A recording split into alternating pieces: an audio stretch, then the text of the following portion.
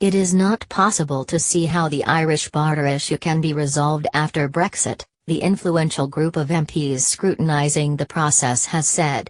The government wants no hard border between the Irish Republic and Northern Ireland and no customs border between the latter and the rest of the UK.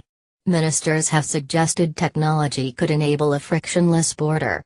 But the Committee for Exiting the EU said the proposals were untested and to some extent speculative. Northern Ireland will be the only part of the UK to share a land border with an EU member state after the UK leaves. There is currently no physical infrastructure on the border, but there is concern that this will have to change after Brexit. If the UK leaves the EU's single market and customs union, as the government intends, the Irish border will become the external border for the EU's single market and customs union. The Irish Republic wants Northern Ireland to keep following EU rules, so that goods can continue moving across the border, in effect, staying within the customs union and single market.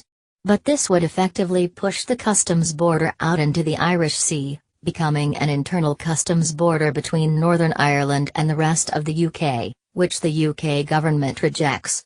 In its report, the Exiting the European Union Committee says it does not see how it will be possible to reconcile these positions.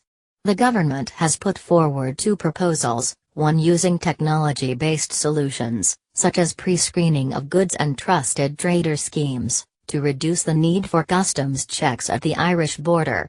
The other would involve a customs partnership, with the UK leaving the single market without introducing an EU-UK border, something the UK has admitted would be challenging. The committee is urging the government set these proposals out in more detail. UK Prime Minister Theresa May has said the UK and Irish governments have the same desire on the border, to ensure that the movement of trade and people continues as now and that no new barriers are created. The government added that it remained absolutely committed to finding a solution that works for the people of Northern Ireland and Ireland. The Irish government has always insisted there must not be a hard border between the Republic and Northern Ireland, with Taoiseach Leo Varadkar saying he must have written assurance from the UK before Brexit talks can move on. But Northern Ireland's Democratic Unionist Party has warned that any attempt to placate Dublin and the EU could lead to the end of its confidence and supply agreement with the UK's Conservative government. The DUP struck a deal with the minority Conservative government in June, agreeing to support Tory policies at Westminster, in return for an extra £1 billion in government spending for Northern Ireland.